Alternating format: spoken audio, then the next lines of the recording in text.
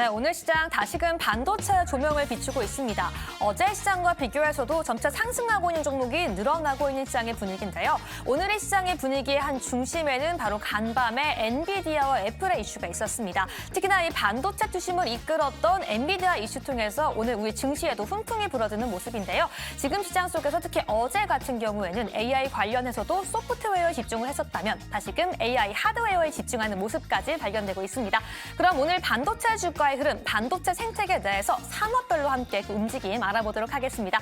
가장 먼저 이 칩리스 기업 관련주 함께 알아보도록 하겠습니다. 우리가 흔히 알고 있는 팹리스와 파운드리 그 중심에서 설계를 전문적으로 하는 기업들인데요. 이 칩스앤미디어 오늘 시장에서 0.92% 상승하고 있고요. 오픈엣지 테크놀로지도 1.25% 상승하고 있습니다. 이 온디바이스 AI 뜨거운 열풍 속에서 칩리스 기업 강력한 수혜 받고 있는 모습 보여주고 있고요. 이어서 팹리스 관련주도 함께 보도록 하겠습니다. 말 그대로 공장 없이 반도체를 설계한 후에 외주를 주는 기업으로 알려져 있는데요. 이 제주 반도체 11.11% 계속해서 전고점을 넘어서서 끊임없이 상승하는 모습 보여주고요. 오늘 6거래일 연속 그 상승세 나와주고 있습니다. 이 동훈 아나텍 오늘 0.24% 상승하는 모습 보여주고 있는데요. 이 3분기 이어서 증권가에서는 4분기 역시 호실적을 전망하고 있습니다. 다음으로 텔레칩스입니다. 오늘 1.77% 상승하고 있는데요. 이 CS2024에서 차량용 인포테인먼트 기술을 선보일 것으로 알려져 있고요. LX 세미콘 같은 경우에는 오늘 0.85% 상승하고 있습니다. 이 AI 그리고 반도체 관련해서 상승하고 있지만 지금 시장 속에서 IT OLED에 필요한 핵심 구동칩을 제작하는 것으로도 수혜받고 있는 모습입니다. 부분 반도체 역시 오늘 시장 3.88% 쓰고 들어와주는 모습 확인되고 있습니다. 네, 이어서 계속해서 이 디자인하우스 관련주의 모습도 오늘 살펴보도록 하겠습니다. 역시나 오늘 전반적으로 빨간불 켜주는 모습이고요. 디자인하우스 바로 이 팹리스와 파운드리 이 가교 역할을 해주고 있는데요. 팹리스가 만든 이 도면을 바로 파운드리가 제작할 수 있도록 제작 도면으로 만들어주는 한마디로 도면가의 통역사 역할을 하는 기업으로 알려져 있습니다. 이 가온칩스 오늘 10.62% 전일 급락 후에 이 엔비디아와 룸풍으로 다시금 급등해주면서 오늘 가장 주목받고 있는 기업으로 보여지고 있고요. LG테크놀로지와 코아시아까지 각각 3.73%, 2.82% 상승하는 모습 보여주고 있습니다. 계속해서 파운드의 기업들도 함께 알아보도록 하겠습니다. 말 그대로 공장을 가지고서 반도체를 수탁 생산하고 있는 기업들인데요. FST 오늘 1.25% 상승하고 있고요. SNS텍 1.77%, 대표적으로 DB하이텍 같은 경우에도 오늘 1.75% 전반적으로 양봉 띄워주고 있는 모습입니다.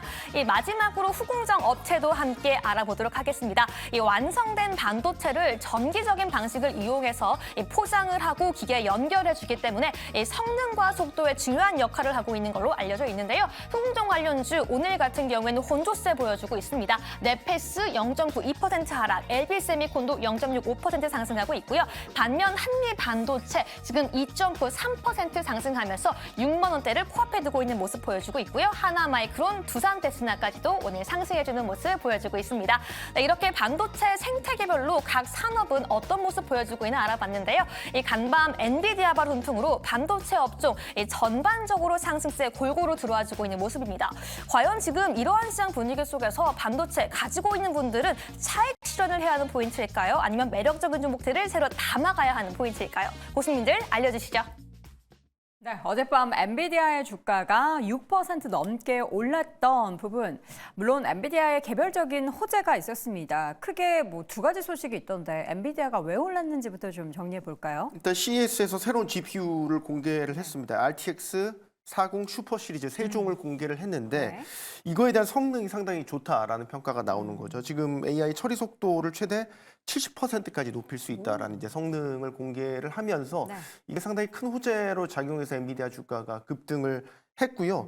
전반적으로 지난 연말부터 연초에 이르기까지 기술주들에 대한 이제 고점 부담이라든지 금리 인하에 대한 어떤 기대감이 꺾이면서 기술주에 대한 투자 심리가 위축이 됐고 엔비디아를 필두로 해서 빅테크주들 다 전반적으로 주가들이 조정을 받았지 않습니까? 네. 근데 반등에 성공을 했습니다. 그래서 필라델피아 반도체 지수 같은 경우도 3%대 급등세를 나타냈는데 구성 종목도 전부 다 올랐더라고요. 맞아요. 그래서 사실 뉴욕 증시 기술주가 개선된 건 사실 반도체를 등에 업고 견인을 했다라고 볼 수 있겠습니다.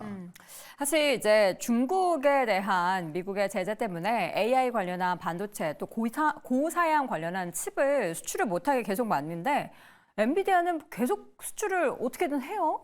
어젯밤에도 그 소식이 또 있었죠. 그러니까 뭐 비즈니스 세계라는 게 네. 굉장히 냉혹해서 뭐 정보 쪽에서는 어떤 식으로든 막고 싶겠지만 이게 우리가 뭐 회사 입장에 생각해 보자면 이게 뭐 정치적인 이슈 다 떠나서 매출의 20% 이상을 날리라고 하는데 그걸 뭐 즐겨 할 회사가 어디 있겠습니까? 없죠. 그러니까 어떻게든 뭔가 규제를 피해서 수출 물량을 그대로 유지하려고 하는 모습들을 보이겠죠. 그래서 아마도 정말로 이제 미국에서 중국으로 가는 모든 어떤 물품들을 다 막지 않는 이상 엔비디아의 이런 행태를 막기에는 꽤 어려울 것 같고요. 그다음에 엔비디아의 기술을 바탕으로 해외 쪽에서 중국 부근에서 만약에 생산하는 팹이 있으면 이걸 막긴 더 어렵겠죠. 그래서 뭐 그런 부분들은 우리가 앞으로도 계속 나타날 일이니까 봐야 될 것 같고, 그다음에 최근 오늘 오른 주가의 행태는 결국은 공매도 때문입니다. 공매도요? 네, 예, 최근 들어서 여러 가지 다시 기술주들의 주종 분위기가 나타나면서 아마 이쪽에 단기 고점을 인식한 공매도가 상당히 유입됐을 텐데 오늘 새로운 재료가 나오면서 신고점을 치니까 결국 공매도 청산과 더불어서 오후장에 더 날려버리는 그런 현상들이 나타나고 있는 거죠. 미국 시장의 신고가에서는 아주 흔히 볼 수 있는 현상이고요. 종가로 가면 갈수록 더 가파라지게 나타나는 현상이라는 거죠. 그래서 이게 오늘 발표된 이슈가 긍정적인 이슈긴 하지만 우리가 좀 냉정하게 봐야 될 것은 저는 온디바이스 AI가 스마트폰보다 컴퓨터에서 먼저 온다고 보고 있는데, 그러니까 당연히 AMD와 엔비디아가 강세를 보인 것인데 생각해 보십시오. 이게 지금 한 우리 돈으로 130만 원에서 80만 원 정도의 칩을 하나 넣으면 AI가 만능처럼 될까? 그러면 H백이나 A백 같은 건 왜 필요하겠습니까? 그렇게 비싼 거를 수십 개를 때려박고도 AI의 능력이 지금 제대로 구현되지 않아서 계속 학습을 돌리고 있는 건데 130만 원짜리 칩 하나 넣어서 만약에 AI가 떨렁 해결되면 네. 그러면 H백 같은 몇 억짜리의 그 기기가 무슨 필요가 있을까요? 그러니까 너무 기대를 높이시기보다는 그런 칩들로 인해서 뭐 컴퓨터 가격은 많이 올라가겠지만 일부 얼리어답터를 중심으로 해서 온디바이스 AI가 컴퓨터로 조금 넓어질 수 있다 정도로 생각하시는 게 좋을 것 같고요. 네.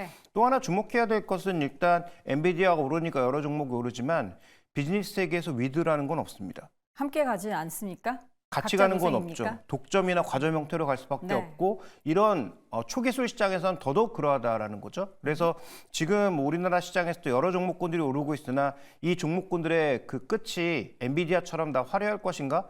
그렇지 않을 가능성이 높기 때문에 네. 저는 뭐 고점은 알 수 없으나 이들 종목에 대한 과한 기대는 이제는 조금 낮출 때가 되었다 이렇게 보고 있습니다. 사실 이제 우리가 과한 기대를 낮춰라라고는 하는데 그동안 올라왔던 종목 중에서 물론 차익 실현에 대한 매물 때문에 주가가 조정을 보이고 있는 종목들도 있지만 와, 이 종목은 진짜 강하다 싶은 종목들이 있습니다. 그런 종목은 이 차트를 보면은 이거 뭔가 한 방만 있으면 더 올라갈 것 같은데 라는 그런 기대감을 갖게 하는데, 오늘은 반도체 안에서도 어떤 종목들이 오릅니까? 보면 장 초반에 뭐 다양한 가온칩스나 뭐 이런 종목들, 특히 뭐 엔비디아 빠를 받는 수혜를 받는 그런 기업들 온다고 하는데 여전히 강합니까? 일단 오늘 같은 경우에는 한미반도체 같은 경우에도 지금 뭐 플러스를 보이고 있고요.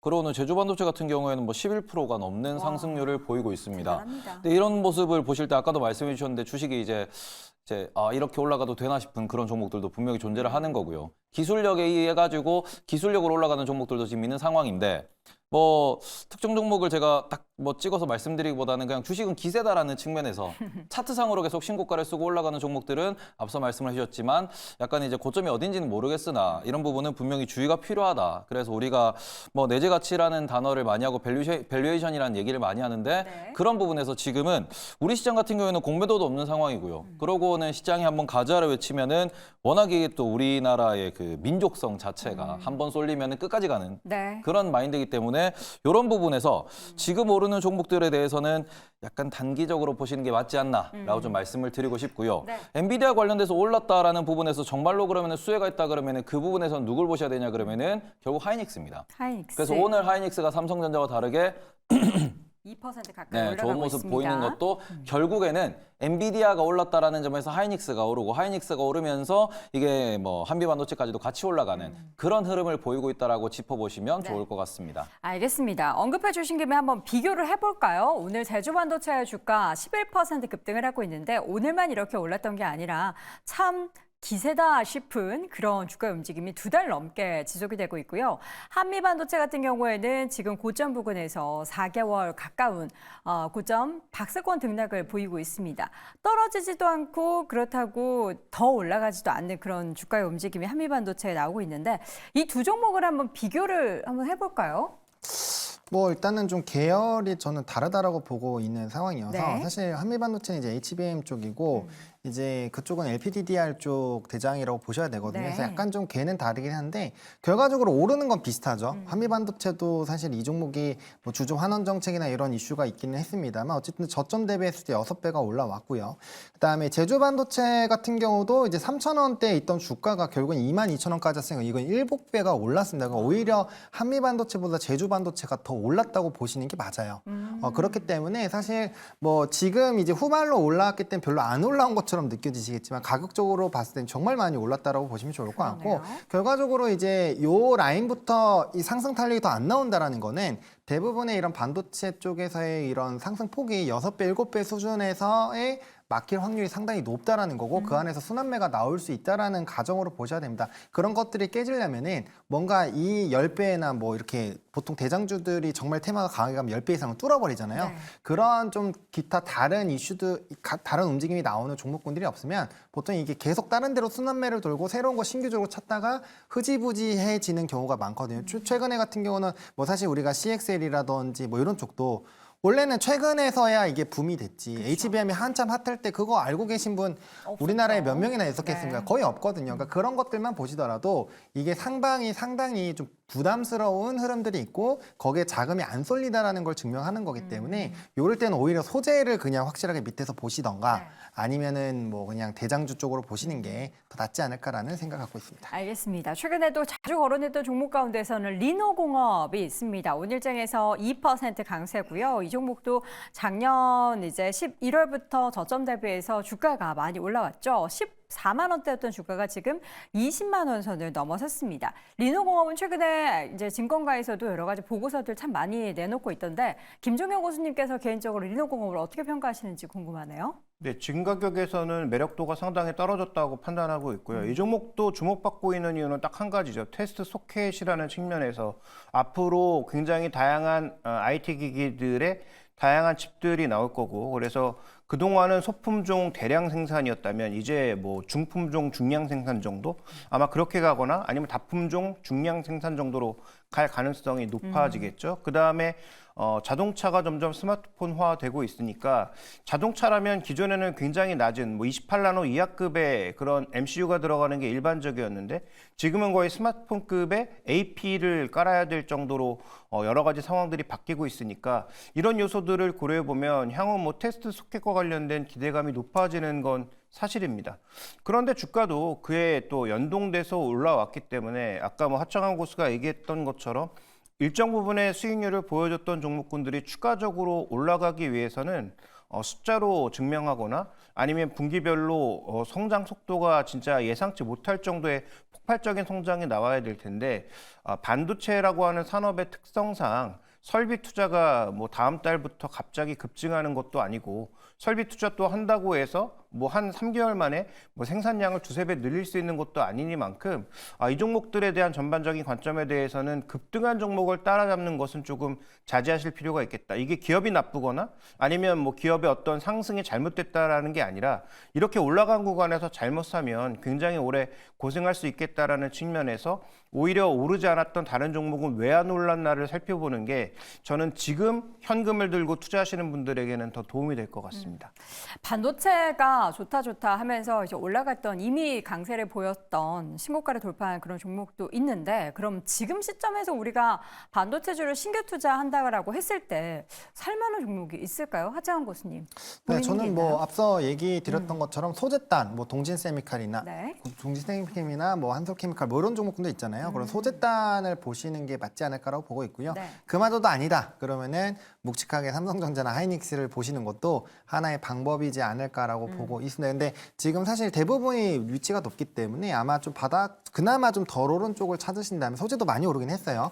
소재나 기판 쪽으로 보시는 게 맞다라고 보고 있고요. 그게 아니라면은 뭐 아예 미국장으로 넘어가서 나스닥 쪽을 투자를 하시는 게 거기까지 가지 가장 마시고요. 현명한 것 같기도 합니다. 네. 사실 뭐 미국 시장에 더 큰 종목, 그러니까 실제가 있고 실적을 많이 내고 있는 종목도 있긴 하지만 이게 이 태평양 건너는 게 쉽지가 않아요. 아, 그건 그렇죠. 클릭 한 네, 번만 맞습니다. 하면 되는데 네. 그게 굉장히 이억만리처럼 멀게만 느껴집니다. 소재단에 있어서 말씀해 주셨고요. 동진세미캠 최근에 또 가장 많이 거론되고 있는 종목 중에 하나죠. 테이버 고수는요?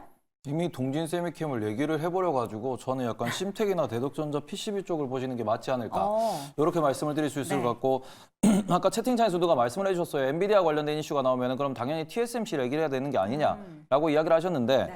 그게 어찌 보면은 그쵸 뭐 지금 엔비디아도 마찬가지고 AMD도 마찬가지고 걔네들이 물건을 설계해서 만드는 곳이 TSMC고 거기에 부품을 넣는 곳이 삼성전자와 하이닉스입니다. 그런 관점에서 큰 그림을 그리시는 분들 같은 경우에는 태평양 건너는 거 어렵지 않습니다. 지금 TSMC 같은 경우는 오히려 오른 게 없는 부분이기 때문에 그런 부분에서는 지금 우리나라 반도체 소부장들 관련돼 가지고 좀 급등한 종목들, 상승한 종목들이 부담스러운 이유는 PER이 무려 40배에서 50배까지 올라가 있는 상황이에요. 네. 그럼 이런 상황에서 우리가 태평양 건너볼게요. 엔비디아 같은 경우에 PER, 포워드 PER 기준으로 25배입니다. 그리고는 지금 TSMC 같은 경우에는 15배밖에 안 나와요. 그렇기 때문에 이런 관점에서는 우리가 태평양 건너는 것도 분명히 고민을 해보셔야 됩니다. 그러다 보니까 우리나라가 단기의 슈팅을 추고는 한동안 이제 흘러내리는 이유도 상승 탄력은 정말 강하지만 그러고 난 뒤에 조정이 길어지는 네. 그런 부분이기 때문에 태평양 건너시면은 상승 탄력 약합니다. 안 올라가요. 그래서 답답하고 우리나라는 상승할 때 못 먹으면은 그게 또 답답해지기 때문에 본인의 성향에 맞는 투자 패턴을 찾으시는 게 더 중요하다라고 말씀을 드리고 싶습니다. 네. 태평양 건너고 싶으신 분들은 저희 방송에서 사실 미국 주식 이야기를 크게 많이 하지 못하기 때문에 새벽에 이제 월가월부, 밤에 또 월가월부가 진행이 돼서 여러분 이 부분을 잘 참고해 보시면 좋을 것 같고요. 마지막으로 김종효 교수님. 네, 지금 당장 올라가지는 않는다고 하더라도 지금 올라가지 않은 쪽의 대표적인 종목군들은 전공정 쪽에 꽤 있습니다. 전공정. 네, 왜냐하면 지금 워낙 패키징 쪽이 강점을 보이다 보니까 테스트 소켓 쪽이라든지 그다음에 패키징과 관련돼 있는 종목군들은 뭐 PR 50배, 60배를 받아도 괜찮고 더 올라가야 되는 상황이라고 판단하고 있고 근데 우리가 반도체를 만들 때 전공정 없이 만들 수 있나요? 그러니까 앞에 반도체 8대 공정에서 중요한 종목군들은 뭐 미국 시장에서는 다 신고가인데 우리나라 시장에서는 전혀 관심도 없고 이 종목이 떨어져도 관심이 없는 상황인 거죠. 그러니까 저는 지금 이제 현금을 들고 반도체 신규 투자하고 싶은데 그러면 남들이 다 가지고 있는 이미 뭐 100% 이상 수익 난 그런 종목군들을 쫓아 사기보다는 전공정단에서 아직 움직이지 못했던 종목군들이 삼성전자가 투자를 늘릴 때 그 안을 채울 종목군들은 어떤 종목군들이 있느냐를 고민해 보시는 게 좋겠죠. 당연히 지금 PER 같이 비쌉니다. 네. 왜냐하면 작년에 삼성전자가 투자하지 않으면서 이익이 안 나니까 PER은 엄청 높아졌거든요. 그런데 PB 측면에서 과연 이들이 두려울 정도로 높이 올라왔느냐? 네. 그렇지 않다라는 거죠. 그러면 뭐 세메스를 우리가 살 수는 없으니까 네. 원익 IPS라든지 뭐 PSK라든지 이런 종목군들은 여전히 굉장히 싼 밸류에서 움직이고 있으니까 이런 종목군들을 사서 좀 기다려 보시는 것도 하나의 방법이 될 수 있겠죠. 알겠습니다. 반도체 얘기는 사실 한 시간 꽉 채워서 해도 부족한 상황이기 때문에 또 추가적으로 그때그때 시장에 맞게 관련한 이슈 전해드리도록 하겠고요. 네 분의 의견 다시 한번 한 줄평으로 확인해 보시죠. 먼저 김종효 고수의 의견입니다. 비즈니스 세계에 위드는 없다. 손소 고수 A부터 Z까지 AI, 하드웨어 경쟁 포커스를 해보자. 하정원 고수 엔비디아의 상승 결국 반도체 투심으로 귀결된다. 테이블 고수는 2024년 주도주는 결국엔 반도체다라고 의견을 남겼습니다. 네, 오늘 쟁탑5 함께하고 있습니다. 3위 주제 확인해 보시죠.